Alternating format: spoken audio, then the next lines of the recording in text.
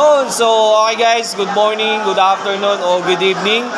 Kung anong oras mo napapanood tong video natin ngayon. So today is Wednesday, so nandito tayo ulit sa office para ulit mag-process ng bago nagtiwala at sumubok sa negosyo natin. Under naman siya sa grupo ng mga kasambahay. Okay, kasambahay po yung sumali ngayon sa atin. Okay, so ito na po yung pera nyo ma'am. Ito na po, ipaprocess natin ngayon sa counter. Ito po yung form, at the same time yung ID. Okay, so maraming salamat po sa pagsubok at pagtiwala dito sa negosyo at sistema na ginagawa namin.